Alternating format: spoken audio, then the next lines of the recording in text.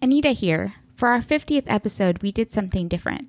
We recorded a live show with Pyotr Kurzin of the Global Gambit podcast. This was recorded on September 29th, 2024. The episode covers a range of topics including China's global influence, great power politics in the UN, the conflict between Iran and Israel, and the politics of growing energy demand. Be sure to check out the video link in the show notes. Enjoy! This is the Global Gambit, everybody. But it's a joint show today because we've got two awesome guests or hosts in their own right. It is the Kellogg's, Anita and Ryan Kellogg. I'll let them introduce themselves, I think, because they've got a much better idea of what's most befitting their skills and experiences. And we're going to be having quite a wide-ranging, I think, discussion on a few different things, covering sort of, the UN, China, topical things. We might even touch upon the Middle East, given the surreal 36 hours just gone, and what's upcoming with this inevitable Israeli ground operation into southern Lebanon.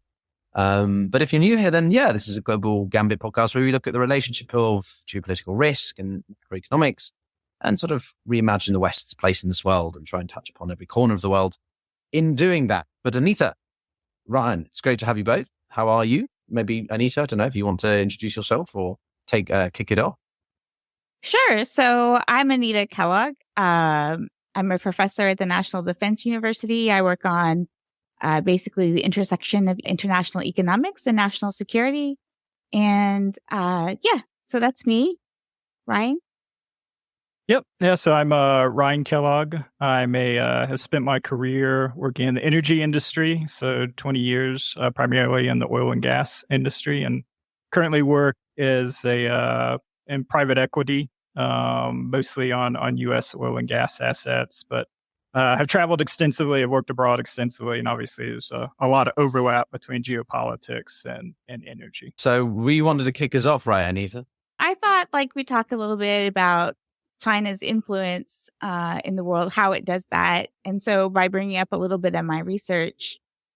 So basically, the topic I have is how China is turning the world against Taiwan. And it does this in a couple different ways, or at least has pursued a couple different methods. So one of them is weaponizing economic interdependence. And so a couple examples of this is like Palau. They punished Palau in 2017. When they met with the then Taiwanese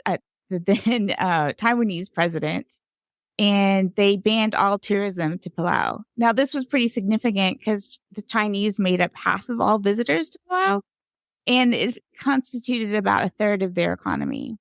But they didn't change alliances. They still remained very close to Taiwan despite the economic hardship that they endured. Another example is Lithuania, where in 2001, Taiwan opened a Taiwanese representative office, and instead of using the customary name Taipei, they used Taiwan. And this was very upsetting to the Chinese, who don't really allow that. And they cut Lithuania off from the customs list, which ended all trade between China and Lithuania for a period of a year or two. So this again, though, Lithuania didn't change the name and just sort of resisted by making new trade deals with other Asian countries and got a lot of support from the US and the EU. In contrast, China's made a lot of ground when it's offered economic incentives. And the most latest example of that is Honduras. There are currently 12 countries that recognize Taiwan instead of China, including Palau, as I just mentioned. But this number was considerably higher in 2007 and it's largely in Latin America and certain Pacific islands. But it was larger in 2007 before Costa Rica was one of the first to change their alliances from Taiwan to China, citing the economic realistic situation. This was followed by Panama, Dominican Republic, El Salvador, and Nicaragua, and now most recently Honduras. Honduras cited economic need, so they had asked Taiwan for $100 million in new aid, and Taiwan just never responded to it. And the foreign minister in this talk talked a lot about just how they had a lot of economic needs, and they felt like China was the best to kind of answer them. They were negotiating the building of a dam, a hydroelectric dam. So China's been a lot more effective in these sort of undertaking. And I guess I just wanted to talk about, like, how do we respond to this? The way China is using its economic might to influence countries, not just about Taiwan, but in more general sense too.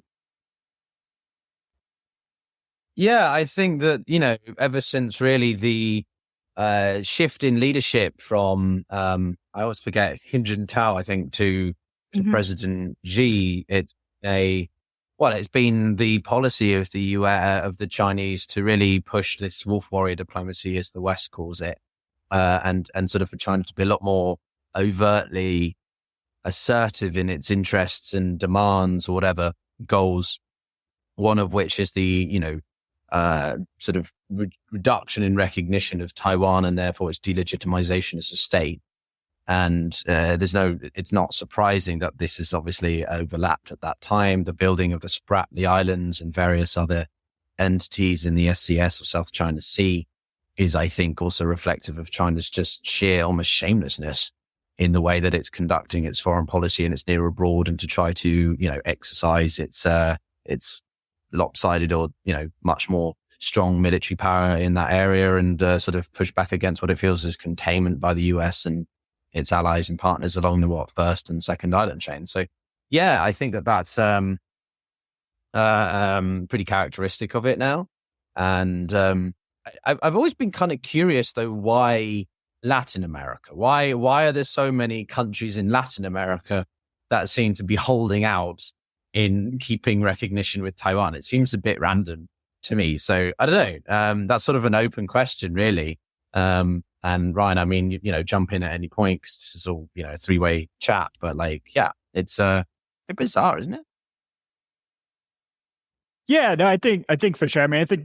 I mean, my understanding, there's some historic drivers around that when, especially when you had the shift in recognition, I think within the UN around that Security Council seat in the early 70s. And I think just at the time, Taiwan had made, I guess, pretty significant inroads in Latin America in terms of investment and aid, that they were able to kind of have that historic position. But yeah, it's been surprising that's lasted this long. But yeah, in terms of what the U.S. And the West can do specifically, and this is something we've talked about in some of our other episodes, is, a lot of cases, the economic incentives and the loan programs that China's offering, because they're not tied to human rights or labor related issues. And then two, they're done on projects that wouldn't necessarily attract private capital because of the investment returns. So I think the people that partner with like the World Bank and some of the other organizations that are meant for the kind of these project financing, it just hasn't been attractive in the past. And obviously China, with its state-owned companies, they don't have the hurdle rates, they don't have the investment returns that, privately back, Western capital would expect. So it's just kind of that challenge. And I think it's something only that Western governments have to subsidize to really compete with. Yeah, one thing I forgot to mention. One thing I forgot to mention is just the type of projects. So, Taiwan has put a lot of money into Latin America too, and it isn't even so much that they couldn't compete with the capital of China, but that where they put their money in is sort of more like technology and education, where China focuses on infrastructure projects. And I have this great quote that if you want a project with your name on it, you go to China. And this is so important to leaders because they can get political support by saying, hey, this project, this is me, this is what I did, where they don't have the same like name recognition when it comes to like technology incentives and such. But Ryan, I mean, I don't know. Just another question for you guys, I guess open-ended for me is I don't consider myself a Chinese expert relative to you guys, but I do follow it in the broader power dynamics between the US and Russia, and obviously growing entities like India and sort of, non-state actors, really. Let's be fair. And One of the things that I find really interesting right now, if we put it into immediate context, is the Chinese have basically become, they're bordering on providing lethal aid to the Russians. The latest of which we did a video on the channel, everyone you can watch on my channel, about why or how Russia built basically a secret military facility in China. And what I mean by that is that the Russians are building G3 drones in China, and the Chinese are helping them. They're not just providing them with sort of non-lethal, technological components. They are actively advising the Russians on how to build and refine these weapons, right? So that is a shift. However, what's interesting is the Biden administration have still yet to clearly define it as lethal aid. They've stopped short. So there's I think a degree of ambiguity and also hesitation within the US administration on what to deal with this quite big revelation that was first reported in Reuters, I believe, on Wednesday. So there's a lot of news here, but the point is that China is really upping the ante. And why are they doing this? For a couple of reasons that I could tell as beneficial. The Russians are obviously not doing well in Ukraine. Sure that no one's really winning in Ukraine, but the Russians are not where they wanted to be 2 years ago. And so they're willing to provide military and advanced technological know-how to the Chinese, most interestingly with potentially their submarine program. So there's quite a lot of information here, which is developing at a fast rate. I'm trying to keep on top of it. But I don't know, Ryan and Anita, I'd love your thoughts on this news development if you've been following this story and anything else that I said, or just, if you disagree with some aspect of it. Ryan, I don't know, what's your stance on these latest revelations? Well, yeah, I find it pretty amusing on the submarine component at first, because you probably saw the article on the sinking of the nuclear sub in dock by the Chinese. So they clearly need help and kind of expertise if they're getting that from the Russians. I think it's a very interesting development. I actually hadn't come across that because I think the Chinese, kind of unlike North Korea, unlike Iran, have been extremely cautious about trying to go right up to the line of what's tolerated by the Biden administration, by the West, in terms of those red lines that are kind of put forth. So I don't know if they're taking advantage of maybe a certain level of distraction within the U.S. because of the election season, or if they're just really going up to that line. But that certainly seems like something beyond what we've seen before, where it has primarily been kind of secondary components, semiconductors that are being brought in, usually through some of the ex-Soviet republics in Central Asia, and then incorporated into existing drones. So to take this extra step further, I think it'll be interesting, to see how the Biden administration responds. I think, that's the problem, right? Yeah, I we're letting China almost get away with it because we don't really know how to respond. Is there specific companies that we can sanction, right? We don't want to get in a full out economic war with China. So how do we say this is like behavior that is wrong, that we're not going to tolerate? And so figuring out what that line is complicated by the fact that we really don't want to do it. Yeah, and I think I'm just going to show a comment here by Greg Hoare. I don't really know how to say that otherwise, but he says, I'm not sure that's how it could be defined, helping build drones. He raises an important point, I think, which is that I don't really believe it, to be honest with you, but the CCP has said that they have no knowledge of this news development. And therefore they're completely blind to the Russians apparently being in China and building and somehow receiving information from their own PLA. But anyway, I don't know, maybe if we take them at face value for that, which I don't really do, but I'm on the fence. And maybe, I don't know, Ryan, we can come to you with this point as well, which was, back in the summer, we had that big development of the Russians signing that strategic partnership with North Korea and Vietnam, to be fair, but it's the North Korean one, which is obviously quite a significant one. Yeah. Because I think it is a unwelcomed development for the Chinese. I don't think they really want it because I think the Chinese do benefit from the prevailing economic system. And those two are much more, shall we say, they're not completely pariah states, but they're a lot more sort of on our periphery than the Chinese are fully integrated into the system, right? So I don't know. Any thoughts on that and how the Chinese have been responding, or is it not that big a deal? Yeah, I mean, I think yeah, and I think we always assume, and this is definitely the case within the U.S. and within policy circles, is that the Chinese government is omnipotent and that knows everything kind of happening within every branch, and every company is a potential tie to the PLA in the state. So I mean, I guess technically it's possible. I am pretty skeptical at something as big as providing kind of drone manufacturing to Russia, that this would escape the attention of the CCP. But I think it does go back to the fact, and then kind of, Peter, what you mentioned of that, yeah, I mean, the Chinese have, especially given where their economy is, they've struggled a lot since COVID. We saw a huge stimulus package pushed forth out this week. Markets there responded really well, but they're tied so much to the global economy, and because consumer spending has been relatively low, they have to make up that difference in economic growth through exports, and that requires the global markets and not ticking off the EU and the US. They have a really fine line, and I think they've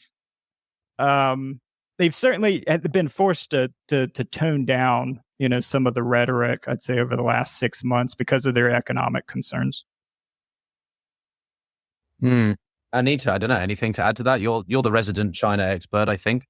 At least maybe on their domestic economics and stuff. I don't know. In some ways, the agreement between Russia and North Korea isn't really significant at all. But, it is, North Korea has been China's purview, right? Like, that's who, has been most dominating the politics in North Korea. And so I think that they probably don't welcome this development, even though they don't really have anything to be concerned about. So that's really, I didn't have a lot to add, but I think that's kind of an important consideration. What about, if I can jump in there, what about the broader Chinese-Russian relationship? Because I remember when we first met, gosh, like what, 2-3 years ago, when we first had you on the show, and it was pretty cool on Clubhouse, if you remember that. Anyone watching, that's Clubhouse days, right? Peak COVID. But yeah, you're very experienced and knowledgeable on the Sino-Russo relationship more broadly.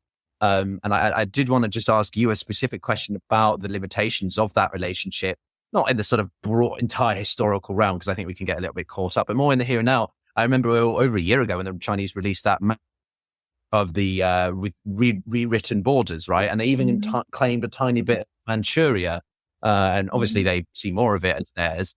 Yeah, what is the Russian view of that, and potential sort of border skirmishes or land, claiming of territory by the Chinese? I'm very interested in how you see that. Yeah, I think there's an interesting aspect there where there's been a lot of encroachment by the Chinese on territory to Russia's east. Sorry. And but Russia doesn't seem to be very concerned about that, because it needs China support so much for its war in Ukraine and its political goals. So it seems willing to not fight about that. Whereas before Ukraine, there was more signs of tension between the two countries. But since Ukraine, it's just clear that Russia needs China so much that China can get away with more. I mean, you also see more Chinese influence in Central European countries, and Russia seems willing to cede some of that to China in order to have its support. Yeah, no, for sure. And the other thing that I did want to actually just raise as an example of where you're seeing this, again, we've got to keep it in, context. It's not like a sort of a complete deal breaker, but what I'm going to do is just share my screen here to show people what I'm talking about, which is the Siberian 2 pipeline, which we saw in the news earlier this year. The Financial Times wrote a piece about this pipeline. because there's growing dispute between the two over the cost. China keeps putting weighting on the pipeline. Obviously, the Russians want the Chinese to pay for the energy flows at a certain amount. The Chinese are squeezing the Russians basically because they know that they can.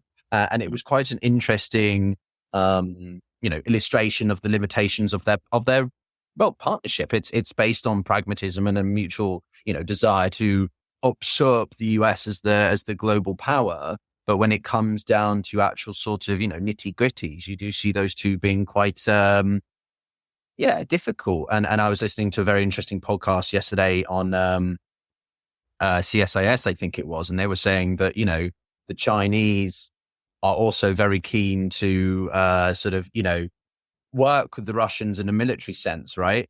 But there's no level of interoperability between the militaries. They might work together towards a common goal, but there's no level of interoperability that you see remotely amongst NATO members or just Western bilateral allies. I don't know, Ryan or Anita, if you guys have any thoughts on that. Oh, are you going to speak? Oh, well, yeah, I would just say, it's exactly as you said. I mean, it's always been a pragmatic relationship, not a close one. And I think particularly on energy, I mean, China just sees this as an opportunity to power its manufacturing economy on the cheap. I mean, between themselves and India, I mean, they've gotten significant discounts on crude oil shipments from skirting around the sanctions put forward on Russian crude for the G7. So seeing them kind of try to nickel and dime the Russians, knowing that they have no outlet now for that gas, because as you could see from that illustration from the FT article you showed, that's all coming from the western part of Russia, which before supplied Europe with gas, and with that basically largely shut down. The Chinese know that the only outlet for that gas is them. Not surprised at all to see the Chinese offering no favors to Russia on that outlet. Obviously, Russia gets the most out of this relationship, and China knows that. But China does get cheap energy, which is what it wants. So the fact that Russia is also sort of an ally of this, alternative to Western U.S. global hegemony, that is into account in China's. But I don't think China really sees it needing Russia that much. It's just more convenient to have, and it's more interested in things like cheap energy, which it needs very badly to fuel its economy. Yeah, I think that I do think there's definitely some truth to someone's written it in the comments in their own way, the pushing of sort of Russia towards the east.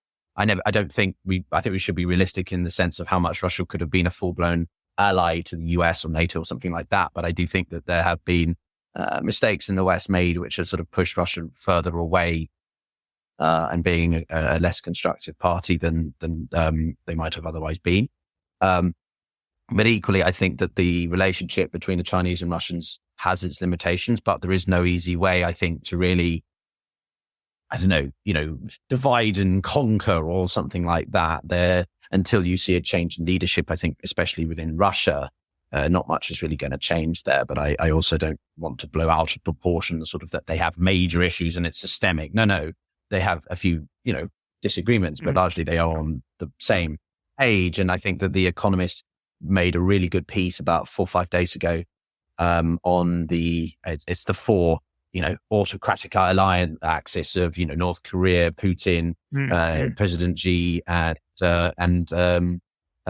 Khanate, the supreme leader of Iran. The most amusing of the image for me being that Putin is so small, he looks like a midget. It's great. Sorry, I'm not supposed to speak ill of a statesman, am I? Hang on, let me bring up the image. I just want everyone to appreciate this because basically, no, but look at this. Look at him. It's like a little, I mean, I don't know if that's their actual height ratios. I'm not entirely sure, but I think The Economist have made particular point of that because Putin is only 5'6" or something. I'm taller than. Oh wow, And yeah. I'm There's not. no. I thought Kim Jong Un was pretty small himself. I think they He's a did big Putin pretty no, dirty there. big. Is He's a he? big dude. Well, He's a wide bigger dude, but he's a wide dude. Yeah, he's a big dude this way, not that way. Anyway, he's in English, and I'm probably going to get demonetized on the video for saying this, and I hope I don't, ew you guys away. But he's more like a chode. He's a part of the male appendage, which is as fat as it is. Anyway, sorry, audience. I hope I haven't lost all of my viewers now. I don't know. Anything to add, Anita? Not on the appendage bit, but on the on the alliance and access and stuff. I think we kind of overblow the alliance to some extent. So we're very anxious about it, but it's not a traditional alliance like you have between the US and its European partners and with countries in Asia and Australia. It's like I said, it's more transactional, right? And convenient to a certain extent, but even you said like basic interoperability isn't even there. So I think it's easy to be too anxious about it, whereas more just the practical aspects are kind of dominating. Yeah. Maybe we there's a good question here, which I think we're going to come back to China a little bit. Or for basically, guys, we split this segment into three. With sort of Anita sharing one topic that she wants us to sort of openly chat about, and then I think we're going to jump to mine now, and then we're going to go to Ryan's. But there's another question someone had on the Chinese population, and I think that could be quite a good summary later on. Ryan, I can't remember if you want to touch upon China again later, or you want to touch upon other things. But otherwise, we can shift to the UN and what happened at the high level week. I think we're good to shift to the UN, I think. Okay, cool. Well, this week, guys, there was a big bunch of meetings at the UN. So basically what happens is every September, a bunch of people in suits, I'm not trying to play down. It's a very important week within the United Nations agenda, probably the most important. One of the most important was this thing here, the Summit of the Future, which was a specific set of sort of initiatives designed to finalize something called the Pact for the Future, which is, well, I think it's quite self-explanatory. And there was that was probably the first big bit of drama at the UN because Russia submitted last-minute changes. Obviously, the UN is all about text and diplomatic communique and sort of phrasing is very important. That's to touch upon what we said with China earlier. You know, China increasingly tries to get countries to stop referring to Taiwan in certain ways or contexts. And it's the same with this. Russia submitted a last minute sort of amendment to the text, which pissed off a lot of member states. And it didn't actually really go down well with a lot of countries you might think are more sympathetic to Russia's global view of the world versus, say, the Americans or something. So, they to quote one of my former colleagues at Crisis Group, Richard Goen, he said they read the room wrong. And it's very interesting to hear that because the Russians often can be provocative. But again, as I say, it doesn't often lead to as much backlash. So that was the first major development. And then we obviously had the various speeches that were given. Biden's final sort of elder statesman address, very different to the tone of Antonio Guterres, the Secretary General, in terms of one being optimistic, the other being pretty, not. And obviously we had Netanyahu's speech about the situation in Israel, Gaza, Lebanon, and then obviously at the time, the remarkable, insane, extraordinary strike within Beirut that has taken out Nasrallah, the head of Hezbollah. And some people even suggesting, was this all a distraction by the Israelis with Netanyahu going to New York so that Hezbollah were looking there and not at their own backyard? Speculation personally for me, but lots to discuss. I don't know. I mean, maybe Anita, do you have any sort of reflections? Or are you watching anything particularly at the UN or that stuck out for you this week? No, I mean, I think some of the things that you mentioned, I think definitely Biden's speech was pretty well covered here.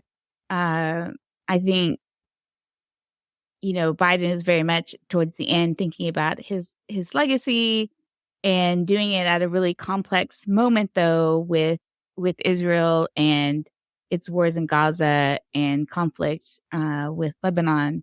So I think there's been some interesting developments.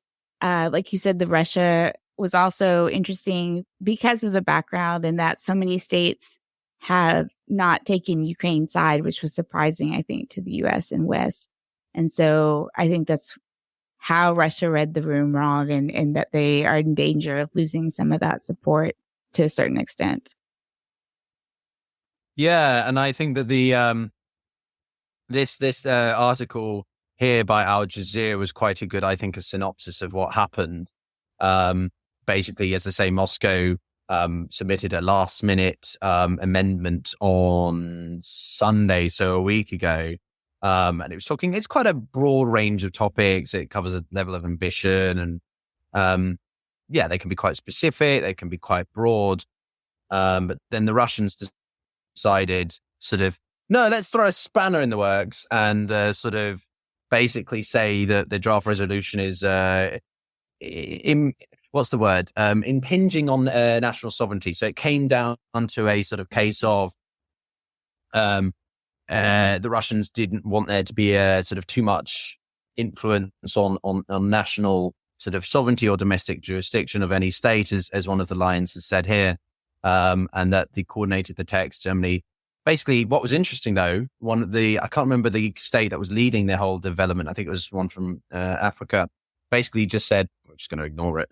Most of the time, you might see a nation state actually they'll pick it up, they'll debate it, or delay the whole thing. But in this case, they just were like, oh, okay, great. And they just ignored it. And it sort of made the whole process just go away. So the Russians didn't even really get anything out from their protest, which I thought was quite entertaining. But Ryan, I don't know, any thoughts on these developments or not that major? Yeah, I didn't. Well, I have to admit, I didn't pay close attention to it. I think the thing that did stand out the most to me was just that juxtaposition between Netanyahu giving that speech, and then I think pictures either before or after look like maybe in his hotel room, kind of giving the order for the big strike in Beirut. So I think it's just been it's an interesting past couple of weeks for Israel, particularly, and it seems like, and I was talking with Anita about it yesterday, but the way that they've dismantled the leadership of Hezbollah has been quite extraordinary. It seems like something that you expected, or the Israeli military kind of had that reputation prior to October 7th. And we really haven't seen it with Hamas. I think they've made a real mess of how they've handled it, the situation in Gaza and kind of the diplomatic alienation. But I'm just curious. If we do want to pivot, I thought the strike over the last couple of weeks with Hezbollah and kind of the lack of Iranian pushback, both on that and on the earlier assassination of Hamas's leader in Tehran. Yeah, I think, the UN is all very well and relevant, but there's not too much, I think, to discuss in the sense of it's sort of fast moving thing. Let's put it that way, right? The UN's about as fast moving as, I'm trying to think of a funny analogy, but I can't. Well, me after I've had a couple of drinks in the morning with a hangover. That's the best I can do. That was not very funny, was it? I did want to share also, actually, for those of you interested, but so we did have a chat actually about the UN quite deep yesterday with, some of you might know, James Colinzi. He's a very great academic here on YouTube. And we had a deep dive on the UN itself. So yeah, Anita, I don't know, any final thoughts on the UN? Anything how could the UN reform? Is it irrelevant now in the realm of power dynamics and, China versus Russia and US and all this sort of stuff? Or do you think it still has a place? I don't think it's completely irrelevant. I think it is a place where you see that's where the global South does have some influence. So maybe not, maybe this latest thing did not work out so well for them. But I think it's an important vehicle for the global South, particularly Africa, to get to have some say over what happens, largely like peacekeeping operations and certain aid programs and things that touch on their lives. So I think we can't dismiss it. I think we can't dismiss China's growing influence over the UN and how there's been a big shift in countries who align their votes with China over the United States and the West, a big shift there. And so I think it would be short-sighted to ignore it completely, even though it doesn't factor a large amount into our geopolitical conversations that we have. Yeah, no, for sure. And you did actually remind me of something that I did want to touch upon, I think, a bit in depth and get your guys' reactions.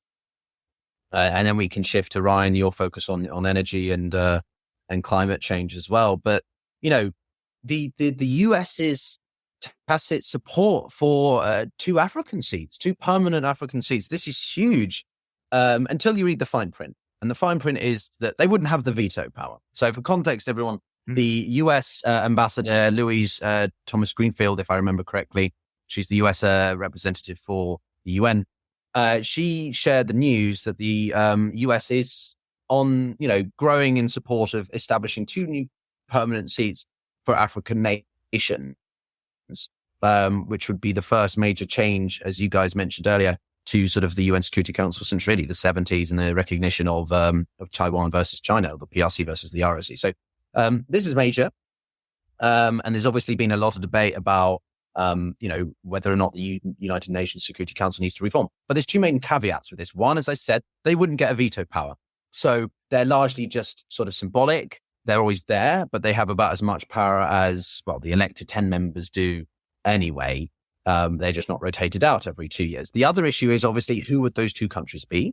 Most people, I think, have come to agree that one of them would be South Africa because of its economic and sort of just general regional influence. It's in the BRICS and so on. But then it's not representative for everybody. And North Africa is very different. So the other one is like, well, should we have someone from sort of above the Sahara? So like Egypt, maybe, or Morocco. Other people say Nigeria because of its demographics, Kenya because it's already quite well integrated with the UN system and internationalist stuff, Ethiopia because they host the African Union. But then the other one that I thought was quite interesting is the DRC because it covers so much of Africa. It's got a lot of abundant resources, and the ethnic composition is quite varied. So lots of different debate around that. But also sort of like, then the other question is sort of like, who then joins as well? Because if they're going to expand the Security Council, then the Germans want to be on that, the Brazilians, China, the Japanese, and the Indians, the G4 as it's known, these 4 countries that feel they're the most placed to gain a permanent seat.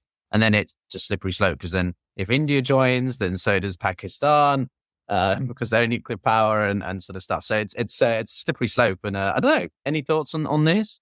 On that news, or did you not know of that?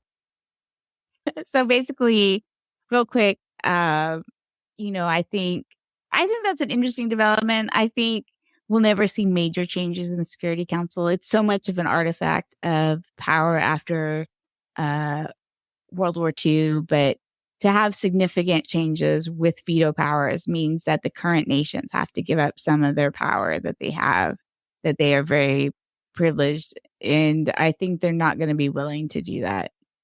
While you definitely could make arguments for India and Germany, and that's why it's just kind of an odd artifact of World War II post era. Yeah, no, for sure. But yeah, just one more point on this, I think, which is worth considering also, is that Pakistan would want to potentially get a seat because if you give India a permanent seat, then they demand it as well as a counterbalance. It's a status symbol. It's something like that. So that's more the point we're getting at, not because they should have it by absolute regard. But anyway, so yeah, I think there's a lot there. And to your point, actually, Anita, about the China, as I've said on this show before, like I love your reaction to this, but when I interviewed Richard on the show before, one of the things he said was that, China actually takes a lot of value in the UN because it helps to facilitate its rise, right? By delegitimizing Taiwan, to go back to the first part of our conversation. It's, again, it does that by getting countries to no longer recognize Taiwan as a sovereign state. And so it legitimizes China even more and its recognition. The African states love China for the amount of investment it's been doing with the BRI. Just last month, I think they announced another sort of $50 billion worth of investments across the continent. So there's a lot there. I don't know. Any reflections on that? No, I think like I said, I think it's hugely important. And basically when you see like China challenging hegemony, having an avenue, like we may not think of what comes out of the secretariat or the General Assembly is what I mean to say, as being very significant. But the fact that you have all these countries voting with China, I mean, we're talking about terms of influence, right? Not only about Taiwan, which is extraordinarily important national security issue, but just in general, we're seeing this, these countries not following the U.S., which we see with the Ukraine, Russia, and more being aligned toward China, who they also see as a voice for them as an alternative to this hegemony that they haven't really had a choice about participating in or not. Yeah. Right. I don't know if you want to add anything. But yeah, I think definitely all the other points about Chinese influence and kind of how they've leveraged the UN as a way to, I think, it basically bring about more acceptance of their worldview, the idea of kind of de-emphasization of human rights and some of the more kind of what's characterized as Western values.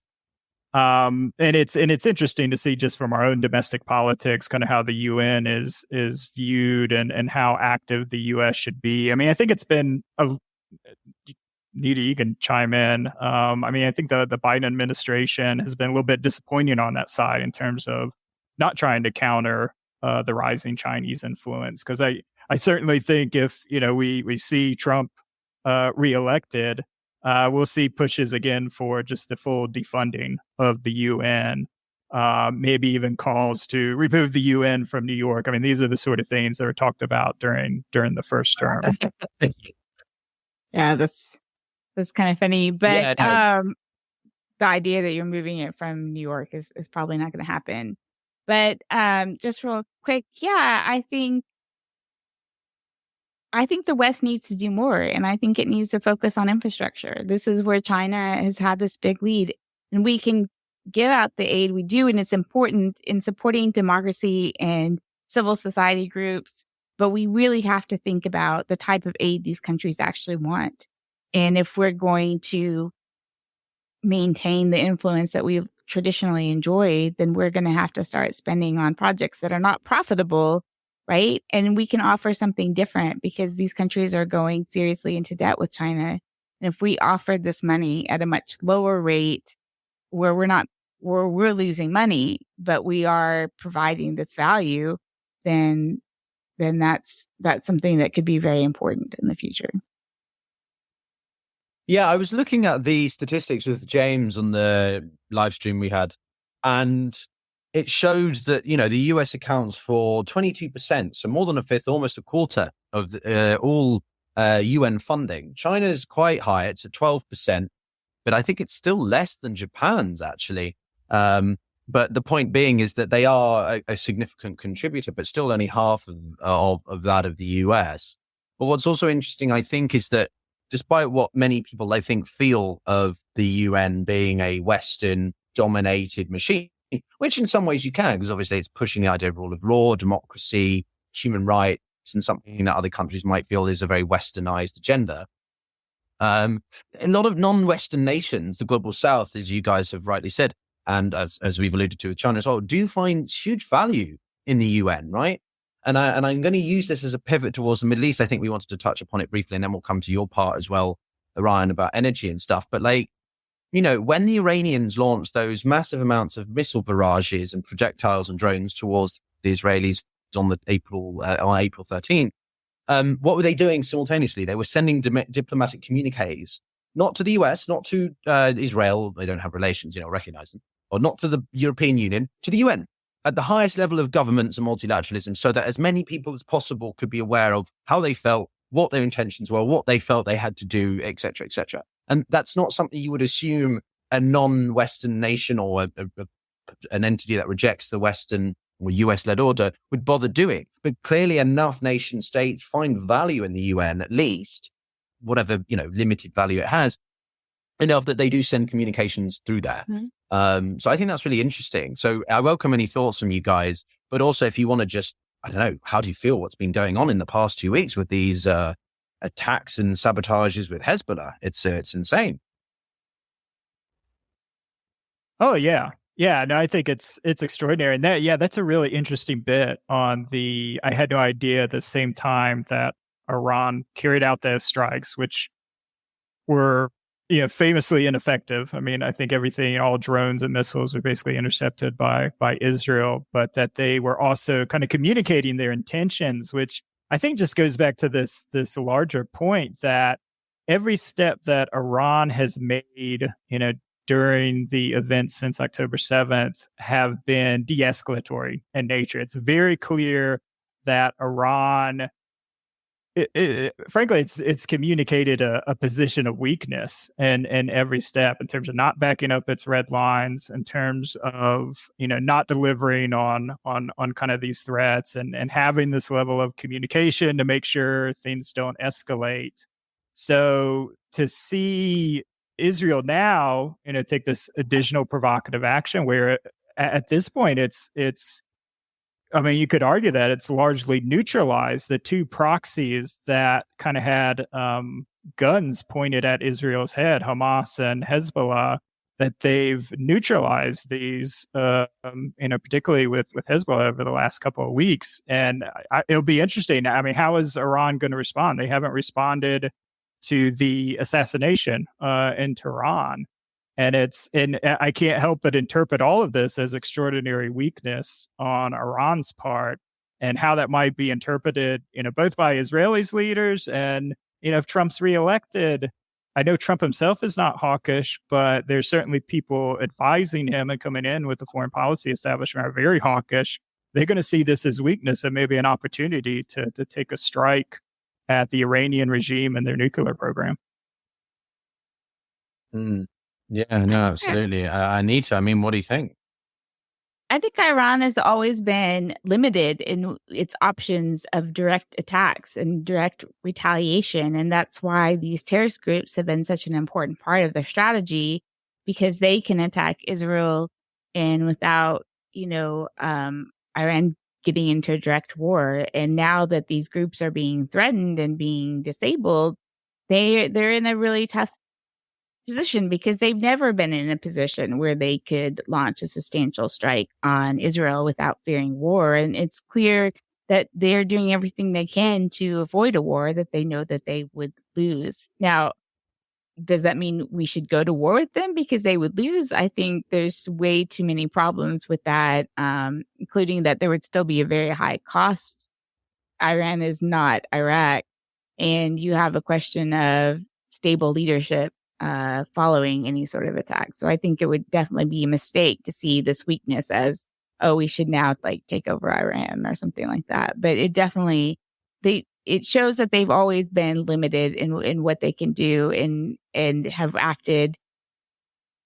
Their main strategy has been to act through these terrorist groups.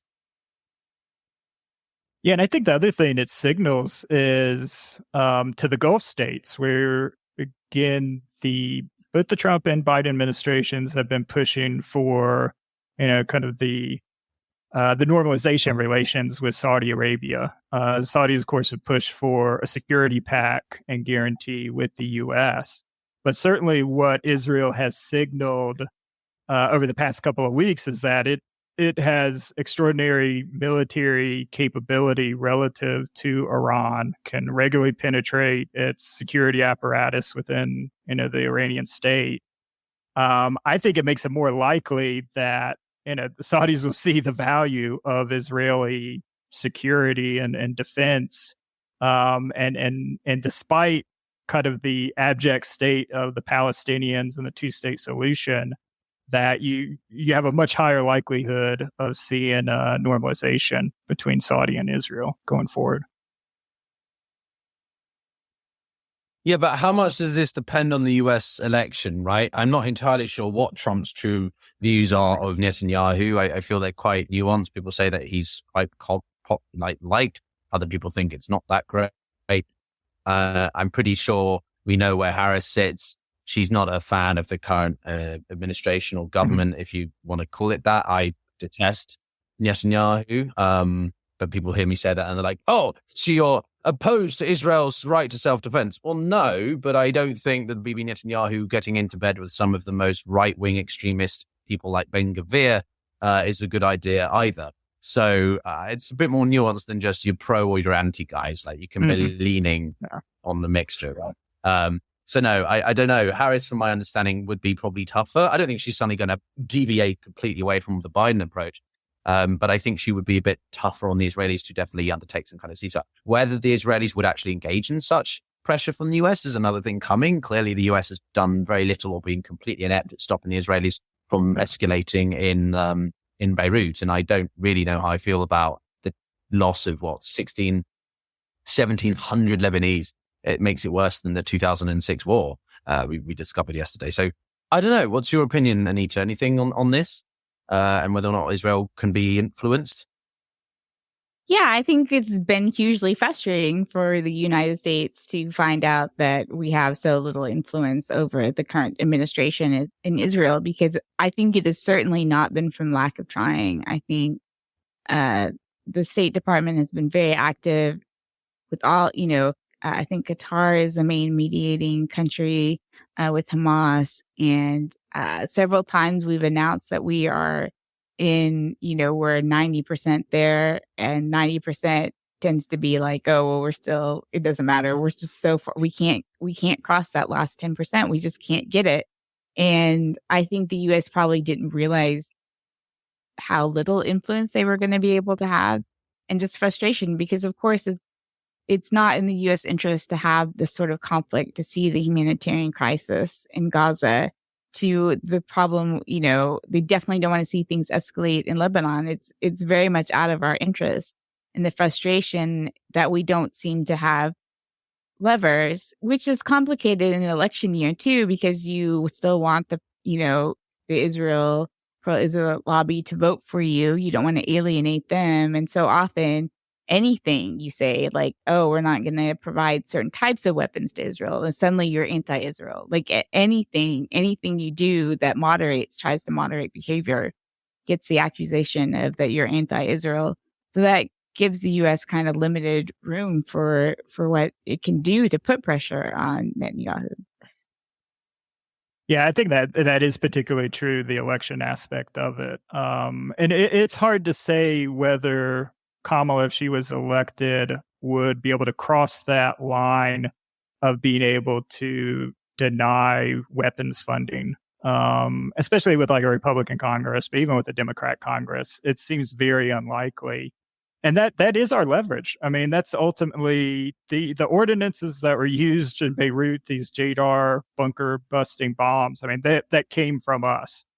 There's no doubt about that. But that's our leverage, and I just don't see it being used, because it's seen as our national interest to counter these Iranian proxies in the region, and Israel's kind of a useful tool for that. I don't know. Yeah, but it's heartbreaking that we're willing, because of this usefulness of Israel as a proxy, to tolerate these horrible, civilian losses at the same time.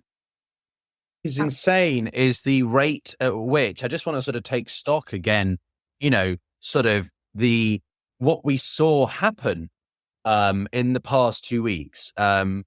We had the single biggest, I think, sabotage event in any military history, in the sense of it's completely thrown everyone, or thrown, but it made a lot of people who are, following this a lot more than I do, just Israeli or military warfare, like someone who I engaged with a fair amount. Colonel John Spencer, who's some people say the foremost expert on urban warfare.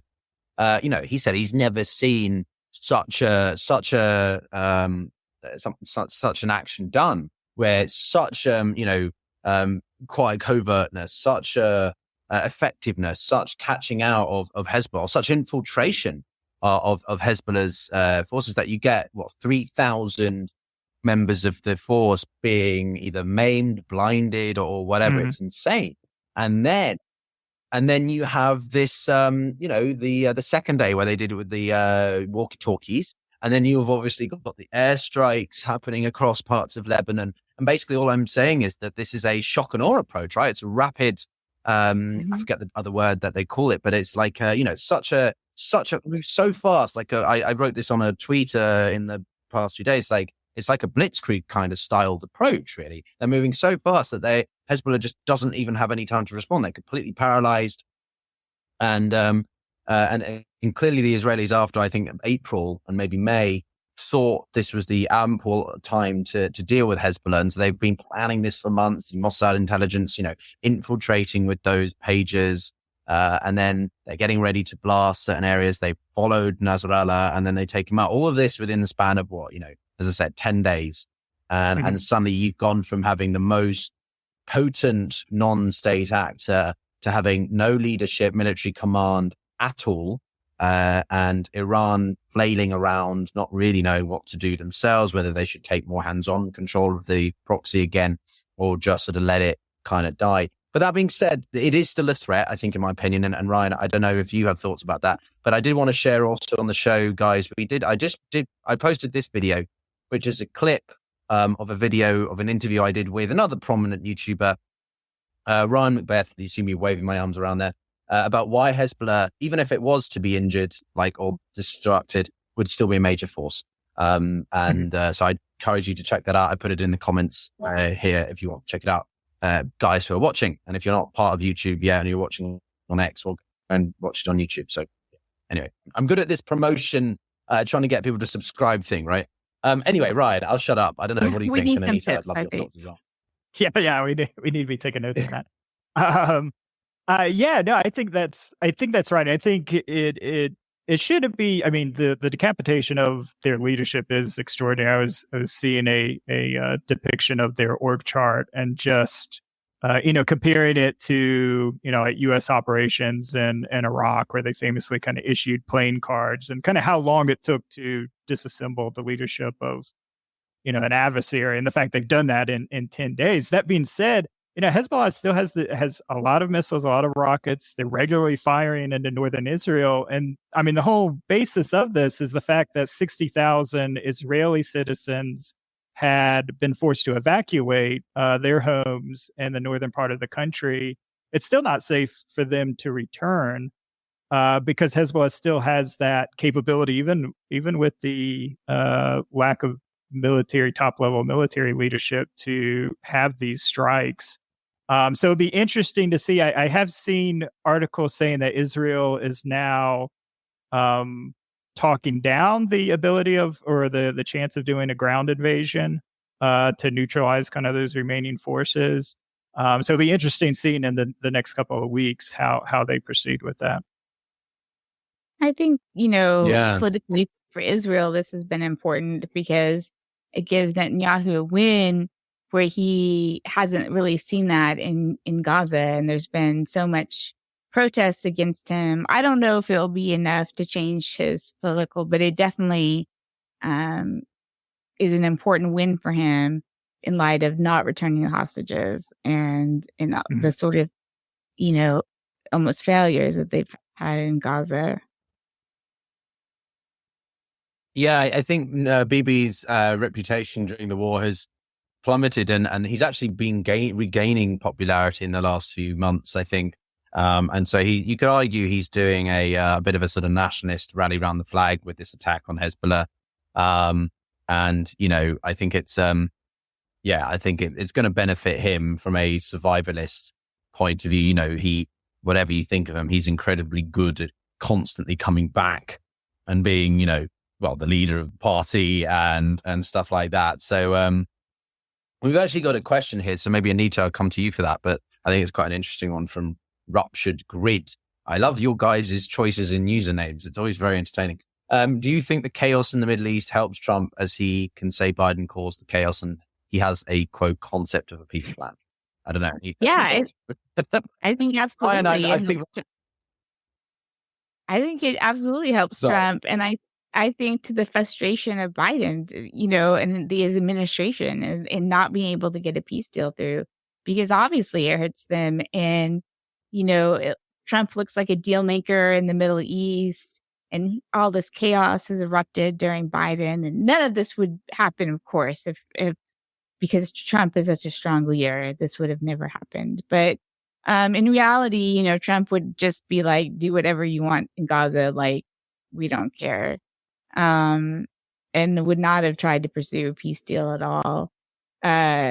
So, I mean, the reality versus perception, yeah, it's definitely all of this, right? There weren't these conflicts under Trump, and it makes it look like where Biden and Harris should have an advantage in terms of foreign policy is really given Trump that advantage.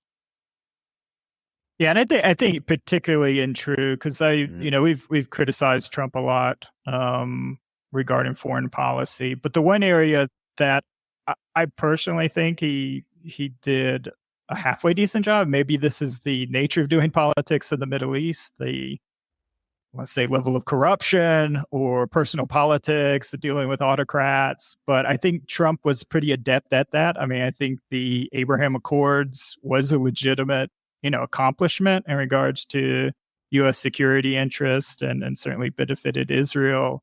I definitely, if Trump's elected, I think there is a much smoother path to the Saudi-Israeli normalization because, whether it's given Jared Kushner another $2 billion sweetheart deal or whatever, I mean, Trump's seems like he's more adept in politics in that region. Now, mind you, I think that's the only area where maybe he has some advantage. I think everywhere else, obviously, Ukraine situation and then Asia, he's an absolute disaster.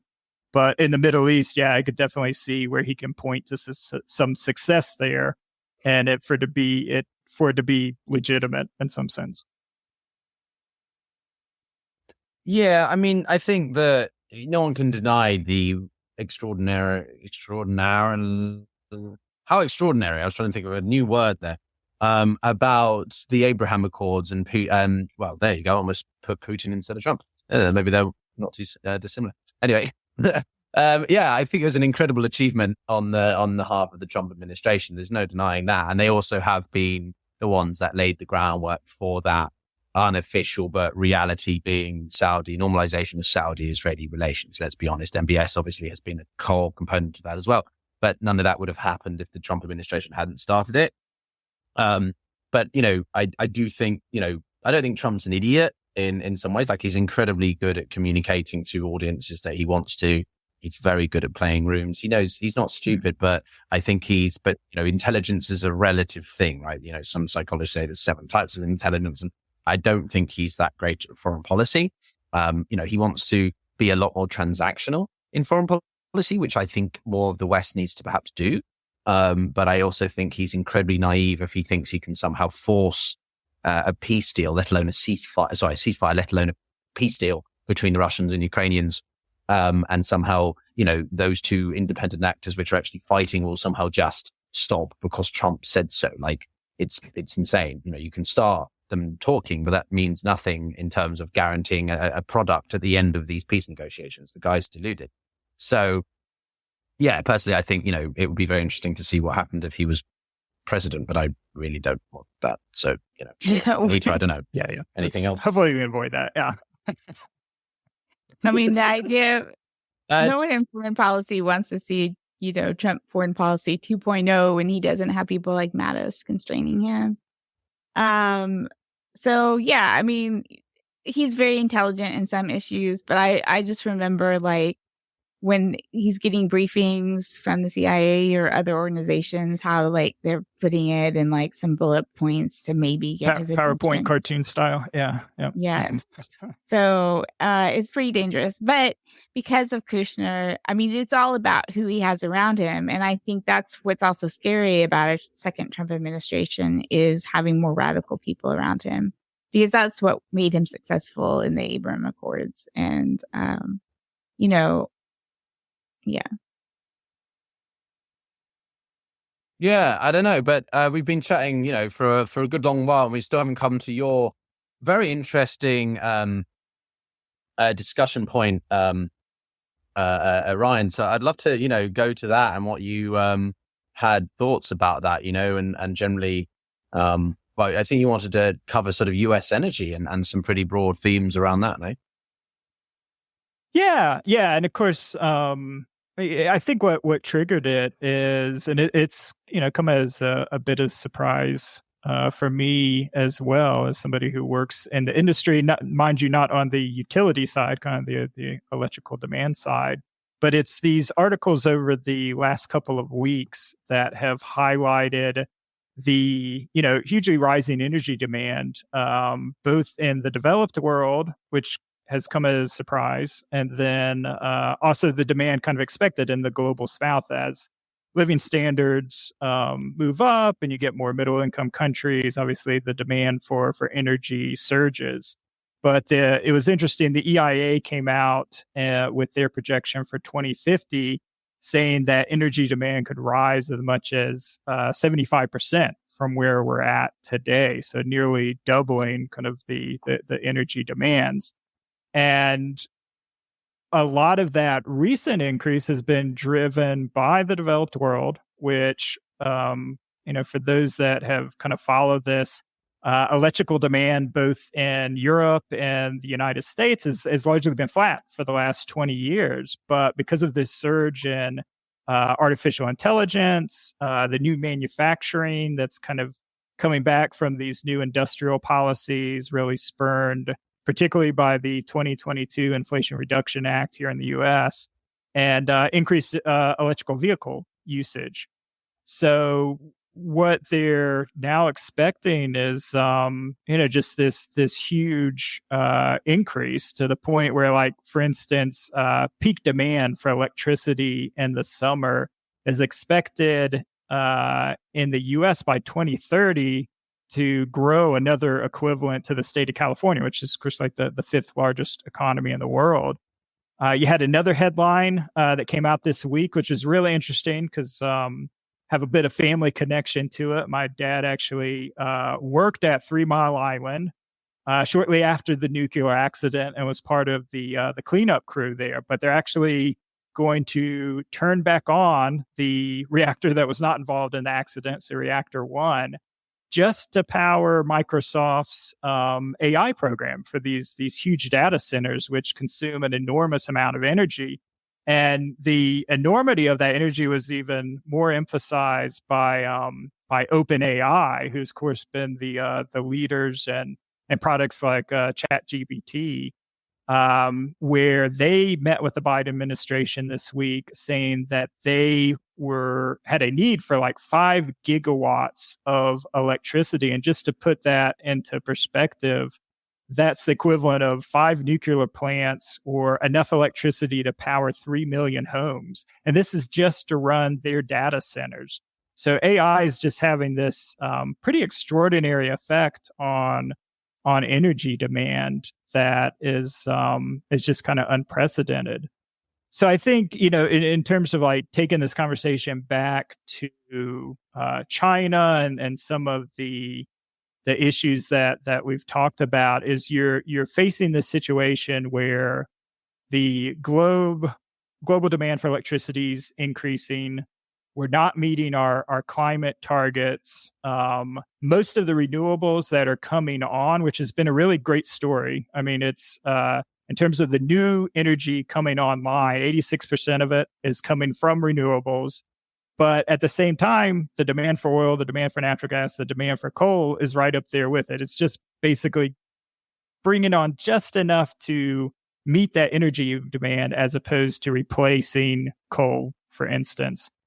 But what you throw in there is the fact that you have this national security component, something that is both the United States and the EU have faced, the fact that China really dominates the renewable energy space, particularly when it comes to the supply chain side. They provide 60% of like the solar panels and wind turbines. And more importantly, and this is definitely something that Anita knows a lot about, is on the rare earth minerals. So these are the raw components that go into battery production, go into solar panels. China absolutely dominates this space, both from a raw material. So they have about 60% of those elements, kind of the reserves of those elements within country. And then more importantly, they have 90% of the processing capacity, because these are very intensive minerals. They have to be processed. They are often environmentally, they pollute a lot in the processing component. And it becomes, are we too vulnerable as the West to these supply chains? And then how does that affect our decision making when we're facing these pressures, not only around increased electricity demand from AI, but also the climate challenge, trying to reduce our emissions? So it's a really complicated problem.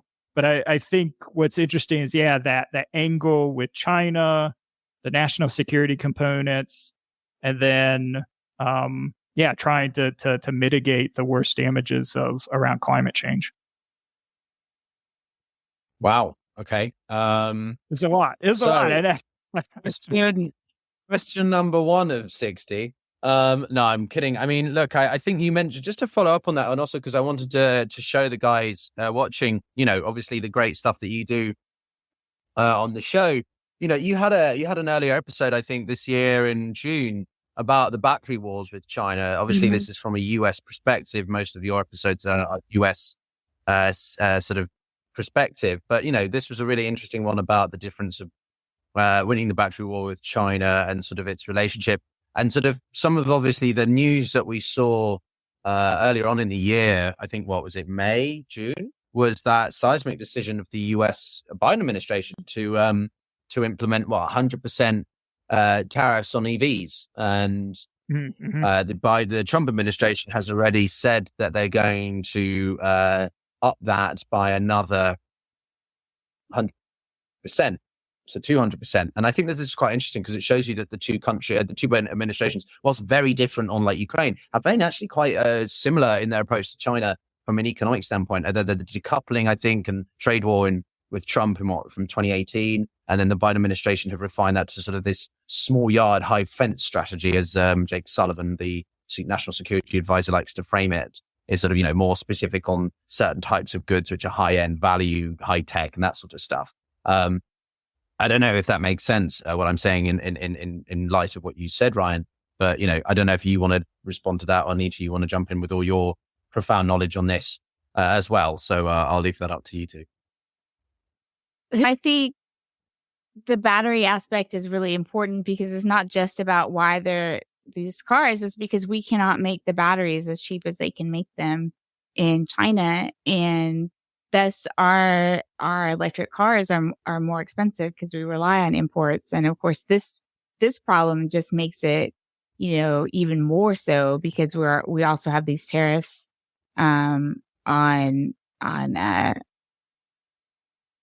sorry, I was looking at something. These tariffs on the batteries themselves. And so it makes us actually less competitive. And that's sometimes a problem with tariffs in general. Really, we need a technological solution. And I think we need to be putting more money into the development of a newer battery technology, a better battery technology.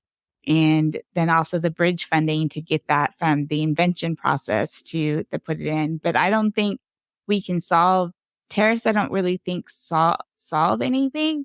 They may provide some protection, but as we said, because China is providing these batteries for our own EVs, and we can't do that as cheaply, I think it's a very complicated problem. And ultimately, it may mean that we lose any chance of having the market because our cars become so expensive that nobody wants to buy them. Yeah, I mean, I think that I understand why certain countries or administrations are seeking to go towards a bit more of protectionism. I understand the need or desire to want to foster sort of domestic industry, but equally, I've never been a full-blown globalist in the sense of like, globalism is the best thing ever. I think that we need to be more realistic. And there was a good book I was reading earlier in the year about the myth of globalization, and it was sort of arguing that we've never really had true essence of globalization. It's more been just regionalism that has sort of ebbed and flowed a little bit more between being looser and more concentrated. And I think this whole idea of nearshoring, friendshoring, that the Biden administration has been exploring as well is a good reflection of that. I don't know, Ryan, you're nodding your head, so you seem to agree. Yeah, no, I think friendshoring is the way to go. And I think that's been, some of the frustration from our allies, like in the rolling of the Inflation Reduction Act. A big component of that was Biden trying to balance kind of the domestic demands of kind of U.S. manufacturing, U.S. jobs with kind of the greater push of trying to compete with China and have this alliance network. And it's been interesting seeing that push and pull where I know Japan and I think the EU have been successful in lobbying, essentially in getting the same sort of tax breaks and incentives that are so critical to the Inflation Reduction Act. And I think that's the way to go. And I don't know how much far you expand that, because in a lot of cases, and one thing I wanted to raise was like, where do you draw the line on these tariffs, particularly around energy? Is it strategic that China provides the U.S. Commercial solar panels to put on rooftops and homes? I don't think it is, but that's definitely an area that we've targeted with tariffs, and that's certainly going to slow the ability for energy transition to decarbonize, our economy. I think the EU has done something similar, but where exactly do we draw that line between kind of what's is critical to national security and to protecting the economy versus benefiting consumers and Western countries and helping with the energy transition? No, 100%. And I think, we mentioned it earlier, or Anita, you touched upon it as well, which is this, the West is in a tricky spot. Obviously, a friend of mine just shared with me the results of the Austrian election, which happened. The far right party seems to have come out on top in there. And, Austria has obviously been a country that's been in the context or symbolism of the Ukraine war, for example, which we cover a lot here on the channel, is, they surpass their consumption and importing, if you like, of Russian gas than before Russia fully invaded in 2022. And so there's a comment here also I wanted to flag from Isa Draco, which I think is quite interesting, because it's like, I wanted your opinions on the nuclear element of this, because I think whilst I agree 100%, I mean, my primary work, aside from shouting at random people on the internet about politics, is maybe not shouting, debating, is working for an organization which is about the energy transition and the role of climate and policy and stuff. And one of the things that I think we have to be realistic about is the rate at which we can implement energy transition. And I think that, cleaner form non-renewables like gas are going to still have to play a part. But what frustrates me most, particularly in Britain, we seem to finally be coming around to that, is this fear around nuclear energy. Fukushima and Chernobyl really embedded that instilled that fear. But I think even the Netflix effect, I think is what it's called, right? When that Chernobyl film or documentary series came out on Netflix, it had a really positive impact, at least from what I could understand, about people being like, maybe we should revisit, our nuclear policies, which I agree with, because I think nuclear power is fundamental. And France, as that comment shows, has got it right. I don't know. Any thoughts on these random musings of mine? I really wanted to bring in nuclear because I last year was a nuclear skeptic, right? I was sort of like, I don't know, there seems some really legitimate security issues. But then I taught this class on energy industrial studies, And I really became converted to the fact, that there are so many safety protocols, and as much as these disasters have been terrible, you've also been able to see like how people themselves have not, died from these incidents. And as was pointed out to me when I was like, I'm still not so sure. And I honestly think that we can't solve our climate crisis. We can't solve even the increasing demand without nuclear. I think we do have to have a new conversation about it. We do need to find a way to overcome skeptics like me last year, which, I mean, I don't know how many people are really, left, but I don't know how many people are really open to it. But, I think sometimes it's a lack of information. And it was interesting when we were in Sweden, them having this discussion because their energy demand has increased dramatically for the first time. And that's one of the things their administration is talking about. Like they turned off all these nuclear plants a decade or so ago, and trying to restart the nuclear plants, expand nuclear. I just don't see that we can, in the West particularly, but maybe globally, can solve these problems without nuclear. And again, I just go back to how we need to rely on technological developments and put so much focus on technology as a way of competing with China. Yeah, I think it's good you bring in that geopolitical or maybe geo-economic. I'm not entirely sure which one is best in this context of energy security, right? Ryan, you wanted to jump in? Well, yeah. Well, one, I can't believe Anita, that you're so skeptical on nuclear. I mean, everyone should know. I come from a very pro-nuclear family. I think I mentioned before. So I was getting quiet about my skepticism. Are we going to have a marital feud live on air between you two? She's come around. So it's all right. But no, seriously, no. I think nuclear is very critical. I think what it comes down to is the economics of it, and that's something beyond everybody. The not in my backyard sort of attitude that's common throughout the West because of Chernobyl and Fukushima is the economics of it, and that's the great hope of programs like the IRA, which has provided a huge amount of seed money for pilot programs for next gen energy technology. So the real key is these smaller, safer, modular reactors that are supposedly easier to build, a lot cheaper to build, a lot safer than previous generations. And I think, everybody's always, encouraged that, hey, this is going to be it. This is going to be the next nuclear renaissance.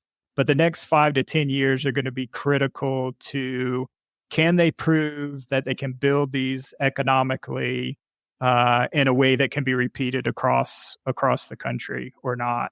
I mean, China certainly has embraced nuclear. I mean, it's probably the lead developer, which I always find surprising because, Peter, you mentioned the how dominant France is. I mean, they still get 75% of their electricity from nuclear. I would expect French companies to be leading in this position, but I haven't really seen that. So I'm hopeful that the IRA will kind of spur new investment, new companies that can develop this new modular nuclear technology going forward. Yeah, I mean, in all transparency, my father's worked in he did his PhD in applied nuclear physics and thermodynamics and all that sort of stuff. So he's he went into business in natural resources and stuff. Well, he's Russian, so he would, I presume, during the 90s. But, that's his background. And so I think that influence has always made me very, well, he's pragmatic, he's practical. And he says, look, there are fears around it, but we've had 2 major disasters in the past, 35 years. And, I think the biggest thing about nuclear is putting up the cost. It's a long-term supply side economic sort of development or approach. And so people who will want that, governments which are short-sighted and want the brownie points, the political capital now, are going to invest in sort of, cheapening gas prices for people so that they get re-elected or something. So I think that the nuclear is but one component. I think it's a fundamental, important component. The French have done it right.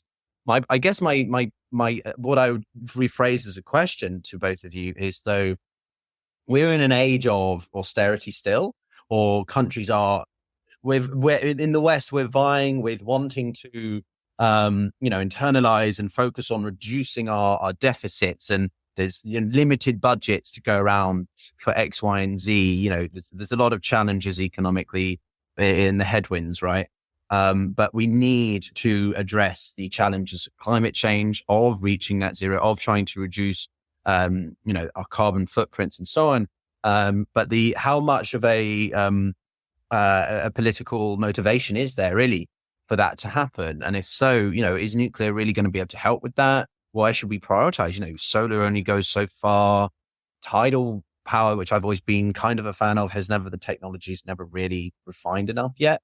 I don't know. How do we balance this need to sort of balance the books? I hate that expression, but balance the budget versus trying to progress and advance our energy commitments and security. I don't know, Anita, if you've got any thoughts. Well, sort of when you bring China into this becomes interesting because this does seem to act as a motivator when, in at least the United States, as if you want to get money for something, say it's like competition with China. I think though, it's still hard. It's going to be very hard to get enough money, investment, state capital into the nuclear plants. They don't seem to be willing to fund it. And so it's up to private companies. And so far, it's not that affordable. There was a lot of hope in the French technology, but so far they haven't been able to build it with the projected cost yet. Interestingly, you have China building nuclear plants across the globe, including, I believe, there is at least one project in the UK. So again, I think it's important that we stay technologically ahead. And I think part of that is still it solves so many of our own problems. One other issue is just the electrical grid, though. We don't really think of that being a problem, but that's been hard to get more electricity online because we don't have enough high power wires going across the U.S. and such. And there's also been a problem of who pays for building of new lines. And I don't know how almost all industrial policy, I'm always very critical of in the sense that where is this money coming from? And in the U.S., it comes from our debt. I think you have to figure out where to prioritize this money into seeing what provides the most, nuclear energy once it's up is extraordinarily cheap as well. So it's about looking forward if you can, instead of having to think short-termism all the time, where governments can come in is having more of a long-term trajectory. Yeah. No, I think those are all good points. I think there's a number of challenges within the developed world kind of around decarbonization. But I think I wanted to draw attention back to the fact that, most of the growth in emissions going forward is going to be coming from the global south, from the developing world as they reach those middle incomes. And one of the biggest things we can do is just can we encourage investment both in natural gas and in renewables to keep new coal plants from coming online? Because that would be the number one most effective way to cut down on carbon emissions going forward is just, can we get India and China to stop building coal plants to build, gas plants, or can we, more solar panel installations? Yeah, I think the last point I'd say before maybe we talk about what you've got coming up is the this balancing again. It's sort of, I want to just revisit what we touched upon with the protectionism, but from a slightly different angle, in the sense of we've got this desire to want to, as I say, reshore certain industries, but at the same time, we don't want to disrupt our own economies too much in the process. We want China to be a sustainable country that, reaches its own, net zero contributions or whatever, as soon as possible. But at the same time, they need certain technology and stuff to do that. So we don't want to, I think, impede them or become a self-sabotage sort of thing, right? I don't know if that makes sense. I don't know, Ryan, if you have any thoughts on that and how we balance trying to sort of minimize China getting too developed in its own way, or the US wants to. I'm not necessarily endorsing this policy. I should be more objective in that regard. But how we balance that versus also trying to ensure that we reach our climate targets. I guess the sort of, the geopolitical securities versus the climate change commitments. How do we balance that? Yeah, I think it's difficult. I mean, climate scientists and economists, struggle with that because there is so much uncertainty. We've already reached the 1.5 degrees Celsius threshold recently. What are the economic implications, of, the changes in weather pattern, the more severe storms, all the negative consequences of climate change versus, our concerns on other geopolitical aspects and this competition with China. Because, I mean, a lot could argue, should we try to counteract? I mean, China has all this excess industrial capacity. They're able to flood global markets with solar panels, in the global south. Should we do anything to impede that? In their electrical vehicles, even though that may destroy our future export markets, both in Europe and the U.S. But is it a negative or yeah? I mean, it just seems it's a complicated situation, and yeah, it's not clear. But if you're focused on energy transition, it seems like let China do what China's going to do because they're producing renewables at extraordinarily low cost, both on the electric vehicle side and solar panel side. Yeah, no, 100%. I'm very interested in the sort of energy security dynamics, but I'm not an intricate expert on that. But it's great having this conversation, putting it in the context of sort of the great power dynamics and stuff. But Anita, before we maybe come to what you guys have got coming up, any last thoughts on this thread?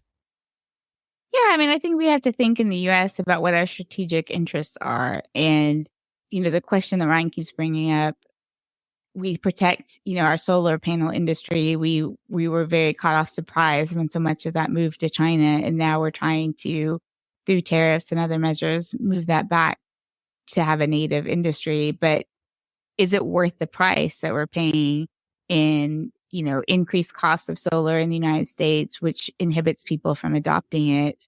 Is this industry in our strategic national interest so that it's worth these balancing possibilities? And I think that's what we need to keep asking when we are looking at what we're going to discourage from China in the U.S. And make ourselves. Of course, we're not very good at the French roaring part. Is it in our national security interest, or climate is part of national security too? And so I think we have to keep asking ourselves that question. Yeah, I'm glad you mentioned it from the security standpoint. That's sort of where I've mainly focused when I was at the International Crisis Group. I was a bit cheeky in that my Richard, who we've mentioned earlier, he allowed me to do a bit of stuff with the climate change department because climate and conflict is obviously a growing thing, and climate security is an area. I wrote an article myself actually in the World Politics Review about sort of the need for a climate security resolution or something, and obviously who torpedoed it by veto? Yeah, it begins with R and ends in Ostia. So yeah, it was frustrating that we didn't reach that point, but I think that's really important. The national security strategies of the US and parts of NATO even have increasingly referenced China. China obviously, but climate change, the two big C's, right? The C word, but which one? And I think it's going to be interesting to see how we try to approach this balancing. I think, I'm not speaking for the US administration or US perspective, but from Europe, we definitely need to get ourselves in gear. And even our strategic autonomy aside from not being too dependent on US, China, Russia, or any other entity, I think Europe really needs to, to use my father's old expression, pull their finger out, if that makes with a lovely analogy there. Anyway, I don't know, final thoughts on what have you guys got coming up and anything we can keep a lookout for on our end? Yeah, so basically, I'm hoping to, I'm in talks with getting some more guests on our show in the defense industry and policymakers, but I don't want to name guests yet because I'm still in the process of confirming them right now. But I would just say if you guys out here like conversations like this is what Ryan and I do. You can find us. We're mostly an audio podcast, so you can find us on any podcast player like Apple, Spotify. There's a whole bunch of other smaller ones out there. So I hope you guys will check it out. We just did a big thing on Project 2025. So if you are curious about the foreign policy aspects of that, check it out. And yeah, so I hope you guys have enjoyed our conversations and want to listen to some more. Yeah, Ryan, anything on your end as well, or? No, yeah, definitely encourage people if you're freaking out about the U.S. election, check out the Project 2025. You get more freaked out about it. It's definitely going to be a great laboratory of U.S. foreign policy should Trump return to the White House and implement some of these wonderful plans in Project 2025. But anyway, thanks, guys. Wish you a good evening and good week ahead. Hopefully things don't go too potty in the Middle East and Ukraine sorts itself out as well. And we'll see you all in the next stream. But thanks a lot, guys. Take care. This brings us to the end of this episode of Kellogg's Global Politics. You can visit our website at www.kellogg'sglobalpolitics.com and follow us on X at Global Kellogg or me at AR Kellogg. If you like the show, please take time to tell your friends and share it on your social sites. It's a simple, quick, and free way to support the show.